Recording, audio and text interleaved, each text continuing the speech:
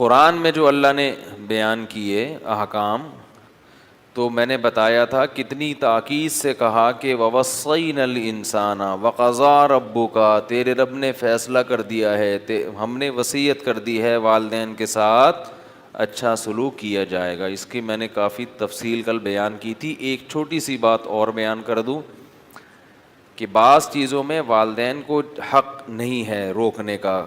ان میں ایک چیز یہ بھی ہے کہ عام طور پر باپ کے مرنے کے بعد جو بیوہ خاتون ہیں وہ اپنے بچوں کو وراثت بھی نہیں تقسیم کرنے دیتی۔ سمجھ رہے ہیں؟ اس میں بھی پھر اولاد پر ظلم ہوتا ہے۔ خاص طور پر بیٹیاں جو شادی ہو کے اپنے گھروں کو چلی گئی ہیں، ان کو مائیں حصہ نہیں دینے دیتی کہ ان کو ضرورت کیا ہے، ابھی تو میں زندہ ہوں اور ابھی تو کفن میلا نہیں ہوا اور اس کے ہائے بقیے ادھیڑنا شروع کر دی اور یہ بھی نہیں بکے گا وہ بھی، خبردار کسی نے اس چیز کو ہاتھ لگایا۔ سمجھ رہے ہیں؟ ایسے کیسز بہت آتے ہیں۔ تو بیٹیوں کا بہت نقصان ہوتا ہے، اس میں ظلم ہوتا ہے ان کے اوپر، کیونکہ بہت عرصہ پھر اماں کے مرنے کا اللہ نہ کرے کیوں انتظار کریں بھائی اپنی اماں کے مرنے کا۔ وہ کہتی میں جب مر جاؤں تو آپ پتہ نہیں، اللہ نہ کرے، ہم تو دعائیں کہ آپ زندہ رہیں، لیکن پتہ نہیں کتنا ٹائم لگے بھائی دنیا سے جانے میں۔ زیادہ ٹائم لگا تو اس کا نقصان کیا ہوتا ہے؟ اگر کیش رقم ہے تو کرنسی کی ویلیو بولو بھائی گرتی ہے۔ پھر بہنوں کو پراپرٹی میں شریک تو نہیں کیا جاتا، ان کو کہا جاتا تمہارے مثال کے طور پر 50 لاکھ بنتے ہیں تو بس 50 لاکھ دیں گے جب مکان بکے گا۔ اب وہ مکان بکا 20 سال کے بعد، اس وقت کروڑوں روپے قیمت پہنچ چکی تھی، ان کو کیا دیے جا رہے ہیں؟ سکہ رائج الوقت 50 لاکھ، وہ اس وقت کی کوئی ویلیو نہیں رہتی اس کی۔ اس طرح سے ظلم ہوتا ہے۔ تو اس معاملے میں بھی اماں کو اچھی طرح سے سمجھا دینا چاہیے کہ امی جی آپ کو ہم پالیں گے، آپ کا جتنا حصہ ہوگا وہ آپ کو ملے گا اور اس کے علاوہ ہم بھی آپ پہ خرچ کریں گے، ہم بھی کریں گے، لیکن وراثت کیا ہوگی؟ وہ ڈیوائڈ ہوگی۔ یہ اللہ کا حکم ہے۔ بہنوں کا حصہ بھی ملے گا، بھائیوں کا بھی ملے گا، سب کا ملے گا، سارا آپ کا نہیں ہے۔ وہ کہتی ہیں بھائی میں ہوں نا، تو میں ہوں تو میرے بچے ہیں نا، تو سارا میرا ہے۔ تو یہ بات اللہ کی سمجھ میں نہیں آئی تھی۔ اللہ خود کہہ دیتے جب شوہر مرے تو سارا کس کا ہے؟ تمہاری۔ جب ابا مرے تو سارا کس کا ہے؟ تمہاری امی کا۔ بھائی اللہ میاں بھی تو یہ بات جانتے تھے نا۔ میں ٹی وی میں آ رہا ہوں کیا؟ پروگرام میں تو نہیں آ رہا، میں لائیو میرے لائیو میں بار بار اعلان کرتا ہوں کہ 2-3 لائیو ہو رہے ہیں۔ اس وقت کیا ٹائم ہو رہا ہے تاکہ سب کو پتہ چل جائے، یہ اوریجنل لائیو ہے۔ آج کیا تاریخ ہے؟ مئی کی 30 اور رمضان کی 16واں روزہ، 15ویں تراویح تھی، 15ویں تراویح تھی، ہم نے 16واں پارہ پڑھا ہے، تو کل 15واں روزہ ہے، ٹھیک ہے نا؟ تو 15واں روزہ شروع ہو چکا ہے، یعنی کل 15واں روزہ ہوگا، اور آج کیا ہے؟ 30 مئی ہے، اور ٹائم ہو رہا ہے 11:15۔ یہ لائیو ہے، ٹھیک ہے نا؟ تو اب لوگوں کو یقین آ جائے گا یہ بالکل زندہ میں آپ کے سامنے اس وقت بات کر رہا ہوں۔ تو کیونکہ میرے کئی لائیو چل رہے ہوتے ہیں، لیکن وہ لائیو بھی پرانے نہیں ہوتے۔ جیسے بعض چینل ابھی کا جو لائیو ہے وہ صبح نشر کریں گے لائیو کہہ کے، یا دوپہر ریکارڈنگ ہوئی شام کو نشر کریں گے، تو زیادہ پرانے شکل سے میں لگ بھی نہیں رہوں گا آپ کو ان میں زیادہ پرانا۔ تو میں یہ عرض کر رہا تھا کہ دیکھو مائیں جو یہ کہتی ہیں کہ میں جب یہ اولاد میری ہے تو سارا پیسہ کس کا ہے؟ فی الحال میرا ہے، میں ہوں تو بس مجھے دے دو سب۔ تو میں یہ کہہ رہا ہوں کہ اگر یہ فلسفہ درست تھا تو یہ اللہ میاں کو سمجھ میں کیوں نہیں آیا؟ اللہ میاں نے یہ کیوں کہا کہ تمہارے ابا جب فوت ہو جائیں گے تو تمہاری امی کو 8واں حصہ ملے گا؟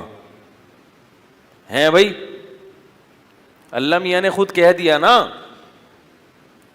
تو اس کا مطلب ہے اللہ میاں کو زیادہ پتہ ہے کہ کس کو کتنا ملنا چاہیے. اور اللہ میاں نے خود کہہ دیا بیٹوں کو, یعنی امی کو 8واں حصہ ملنے کے بعد اگر میت کے والدین میں سے کوئی زندہ نہیں ہے تو باقی سارا بیٹے اور بیٹیوں میں تقسیم ہوگا. للذکر مثل حظ الانثیین, بیٹی کو آدھا اور بیٹے کو دگنا کے حساب سے. تو اس لیے اماں کا جتنا حصہ ہے اماں کو اتنا حصہ دینا چاہیے. اور پھر یہ کہنا چاہیے کہ پھر مزید آپ کو کوئی ضرورت ہے تو حصے ہمارے حوالے کر دیے جائیں, باقی آپ ہماری اماں, تو ذمہ داری بھی کس پر؟ ہم پر ہے. ہم اولڈ ہاؤس میں جمع نہیں کرائیں گے, سب پیسہ آپ ہی پر اڑائیں گے, لیکن یہ قبضہ ملنا, کیونکہ ظلم ہوتا ہے اس میں, بغیر طیب خاطر کے ایک دوسرے کا مال استعمال ہوتا ہے. پھر اماں کے چکر میں بھائی بعض دفعہ کھا جاتا ہے سب, اماں سے پرس سے نکال کے اور اماں کو چکنی چپڑی باتیں کر کے کھاتا رہتا ہے. بھائی اماں کا ہے, سب لوٹ لگی ہوئی ہے, سیل لگی ہوئی ہے, جو آؤ لوٹو. ظلم کس پر ہوتا ہے؟ بیٹیوں پر. ایک اور بات میں آپ سے عرض کر دوں, کسی کا میرے پاس فون آیا, وہ لوگ کہتے ہیں کہ ہم آپ سے بیان میں کوئی بات کہتے ہیں آپ ممبر پہ بتا دیتے ہو تو سب کو پتہ چل جاتا ہے. بھائی سب کو جب پتہ چلے گا جب میں بتا رہا ہوں گا کون آیا, کہاں سے آیا, کب آیا. تو میں کردار چینج کر دیتا ہوں. اتنا سمجھ لیں کہ ایک خاتون کا فون آیا, ان کو ان کے بھائیوں کی طرف سے وراثت نہیں ملی, جیسے کہ نہیں ملتی, تقریباً سب جگہ ہی ایسا ہو رہا ہے. تو بھائی بھی ماشاء اللہ, داڑھی بھی ان کی, شلوار بھی ٹخنوں سے اوپر, اور وہ کیا کیا انہوں نے, دیکھو ایک چیز یہ ہوتی ہے کہ جب ابا کی ڈیتھ ہوتی ہے نا تو مکان وغیرہ کسی ایک کے نام کرنا پڑتا ہے تاکہ سیل کرنے میں آسانی ہو. اس چکر میں بہت سے لوگ ہڑپ کر جاتے ہیں, جس کے نام کیا وہ پی گیا, جس کے نام مکان کرتے ہیں وہ کیا کرتا ہے, وہ مکان پی جاتا ہے. وہ کہتا ہے بھائی یہ تو میرا ہے, آپ لوگ, پھر وہ چپکے سے بیچ بھی دیتا ہے, کھا بھی جاتا ہے. تو یہ کام صرف عام بے دین لوگ نہیں کر رہے, داڑھی پگڑی والے اور علماء کے ساتھ اٹھنے بیٹھنے والے, نماز پڑھنے والے بھی یہ کام حرام خوری کر رہے ہیں. تو اس قسم کے کیس آتے ہیں تو میں پھر پتہ ہے ان خواتین کو کیا مشورہ دیتا ہوں, وہ کہتی ہیں ہم کیا کریں, اب ہمارا بھائی ہے. میں کہتا ہوں بھائی ہے تو لڑو اس سے, بھائی ہے تو کیا کرو, لڑو اس سے. بولے تم نے یہ ٹوپی کیوں کرائی ہے, تمہیں شرم نہیں آتی, داڑھی رکھی ہے تم نے, دینداروں کو بدنام, اسی نماز روزہ کیوں کرتے ہو تم, کیوں اللہ کے سامنے ہاتھ باندھ کے کھڑے ہوتے ہو اور سجدے کرتے ہو, الو بناتے ہو لوگوں کو, بیوقوف بناتے ہو. کس قدر جرم ہے, ایک لقمہ حرام کا کھایا تو 40 دن تک نماز قبول نہیں ہوتی. اور انہی حرام کے پیسوں سے چلے کی جماعت میں بھی چلے جاتے ہیں بعض لوگ, عمرہ کرنے چلے جاتے ہیں. انہی بہنوں کی وراثت سے کیا ہو رہا ہے, عمرہ بھی ہو رہا ہے اور حج بھی ہو رہا ہے. ان کے تقوی پر آنچ نہیں آ رہی. ایسا خوبصورت تقوی ہے کہ کچھ بھی کھا لو ان کا تقوی نہیں ٹوٹتا. وہ اس پر ایک چٹکلا سنا دیتا ہوں. بی بی تمیزہ تھیں کوئی کسی زمانے میں, نماز نہیں پڑھتی تھیں.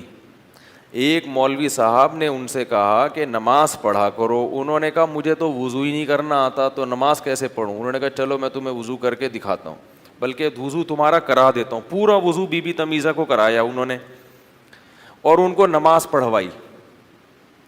بھائی دیکھو یہ ہو گیا وضو تمہارا, اب نماز پڑھو. نماز پڑھوائی اور کہا کہ دیکھو اس طرح ہر 5 ٹائم کیا کرنی ہے تم نے, نماز پڑھ. 1-2 سال 4-5 سال کے بعد وہ مولوی صاحب اس گاؤں میں واپس آئے تو بی بی تمیزہ سے پوچھا کہ بھائی نماز پڑھ رہی. انہوں نے کہا الحمدللہ 5 سال ہو گئے ایک بھی نماز ضائع نہیں ہوئی. کہا وضو بھی کرتی ہو. انہوں نے کہا وہ تو آپ نے کرا دیا تھا نا, آپ کرا کے چلے گئے. اب اس دوران بی بی تمیزہ کے بچے بھی ہو گئے ہیں, بھائی شادی بھی ہو گئی, لاکھوں بار قضائے حاجت کے لیے بھی گئیں. اتنا پکا وضو تھا کہ وہ ٹوٹنے کا نام نہ وہ قضائے حاجت سے، نہ پیشاب سے، نہ وہ بچوں کی پیدائش سے ٹوٹ رہا ہے وضو. تو بعض لوگوں کا تقوی اتنا پاورفل ہوتا ہے کہ وہ کچھ بھی کروڑوں روپے بھی کھا جائیں ٹوپیاں کرا کے، ان کا تقوی نہیں ٹوٹتا. بات آ رہی ہے سمجھ میں؟ ایسا پاورفل تقوی ہے کہ یہ پھر بھی نیک ہیں، یہ سمجھتے ہیں ہم پھر بھی کہاں جائیں گے؟ جنت میں جائیں گے. تو وہ مکان نام کرا دیا، سب بہنوں نے مل کے بھائی کے کہ چلو بھائی بیچنے میں، وہ مقصد یہ تھوڑی ہوتا ہے، وہ ڈاکومنٹیشن مقصد ہوتی ہے.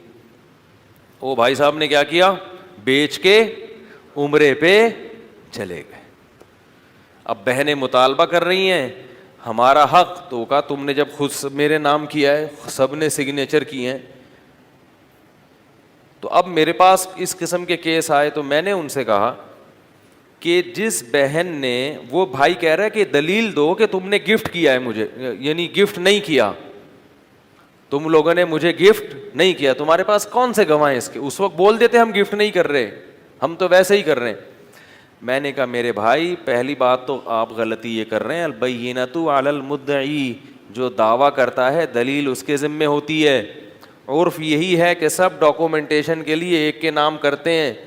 آپ اس پر کوئی دلیل پیش کریں کہ انہوں نے آپ کو یہ گفٹ کیا ہے، یہ فری میں دیا ہے، جب تک آپ کے پاس گواہ نہیں ہے تو بات کس کی سنی جائے گی؟ ان کی سنی. گواہ کو پیش کرنا آپ کے ذمے ہے. جیسے قضائے عمری کا لوگ کہتے ہیں نا قضائے عمری اسلام میں نہیں ہے کیونکہ کسی حدیث میں نہیں ہے. اللہ کے بندے، قضائے نمازیں جب بہت زیادہ ذمے میں جمع ہو جائیں تو ساقط ہو جاتی ہیں. یہ کون سی حدیث میں ہے؟ دلیل آپ کے ذمے ہے. ہمارے حضرت فرمایا کرتے تھے علم کی ایک بات اگر ہے نا، ایک علم کی ایک بات سیکھی ہے، 10 گنا عقل اگر زیادہ ہوگی تو اس علم کی بات کا صحیح استعمال ہوگا. جتنا آپ کے پاس علم ہے نا اس سے 10 گنا عقل زیادہ ہونی چاہیے، پھر وہ علم صحیح جگہ استعمال ہوگا. علم ہے اور عقل نہیں ہے، وہ علم آپ کو لے ڈوبے گا. گھر سے پیغام لے کر آیا، ڈر جاتا ہوں میں بچوں کو دیکھ کے نا، جیسے میرا بچہ آ رہا تھا میں نے کہا پرچی پکڑائے گا، ابو انڈے لا دیں 6.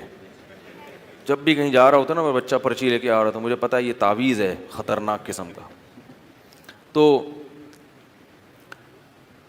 میں وہ وراثت کی بات کر رہا تھا، تو میرے بھائی دلیل کس کے ذمے ہے کہ آپ یہ کہہ رہے ہیں کہ انہوں نے یہ جو سگنیچر کیے تھے پلاٹ میرے نام کرنے کے لیے، تو یہ انہوں نے گفٹ نہیں دیا تھا، سوری یہ ہمیں گفٹ دیا تھا. تو آپ اس پر گواہ پیش کریں کہ اس وقت کوئی انہوں نے سب نے مل جل کر تصریح کی تھی کہ ہم گواہ رہنا، ہم بھائی کو فری میں پھوکٹ میں 1 کروڑ کا فری پھوکٹ میں مکان دے رہے ہیں. ایسا نہیں ہوتا، ایسا کرو گے تو کوئی بھی نہیں آئے گا. تو وہ پی گئے. تو میں نے اس خاتون سے کہا، میں نے کہا دیکھو یہ اس طرح سے چپ بیٹھنے سے کیا ہوگا کہ اور بھی بھائی اس طریقے سے مال کھائیں گے، لہٰذا آپ احتجاج کریں. رہا مسئلہ رشتہ داری ٹوٹنے کا، تو رشتہ داری توڑنے کا گناہ اس بھائی کو ہوگا جو بہنوں کا حق کھا کر بیٹھا ہوا ہے، اس کو ہوگا. یاد رکھو جب بھی 2 آدمی لڑ رہے ہوتے ہیں نا تو دونوں پہ طنز نہ کیا کرو، دونوں مار رہے ہیں ایک دوسرے کو، ہو سکتا ہے ایک مار رہا ہو اور ایک اپنے دفاع میں لڑ رہا ہو، دفاع میں بھی تو لڑے گا نا وہ. تو میں نے ان سے کہا کہ آپ ان سے اپنا حصہ پورا نکلوائیں. بولے 2 کہاں گیا، کدھر کھا کے جتنے حج عمرے کیے نکالو. ہم نے اور اگر بالفرض اس کو بھائی کو یہ تھا کہ انہوں نے گفٹ کر دیا تو صراحت ہونی چاہیے تھی، 100 دفعہ پوچھتا. اتنے بڑے معاملے میں بس مبہم رکھ کے، اس کو ظاہر ہے یہی ڈر ہوتا ہے اگر میں نے تسلی سے پوچھ لیا تو کہیں یہ نہ ہو کہ یہ کہہ دیں کہ نہیں، پوچھنے میں کیا جا رہا ہے بھائی. تو اس لیے یہ ان چیزوں میں میری ذاتی رائے ہے، میں نے کہا نکالیں اس کے خلاف FIR کٹوائیں، کچھ بھی کریں، نکالو پیسے. کیونکہ نمازی ہے نا، اس پہ مجھے زیادہ غصہ آ رہا تھا. عام بے دین ہوتا عمرے کر کے آیا نا ان پیسوں سے، اس لیے مجھے زیادہ غصہ آ رہا ہے. نکالو. بولے تمہارے عمرے قبول نہیں ہوں گے جب تک یہ پیسہ نہیں نکلے گا.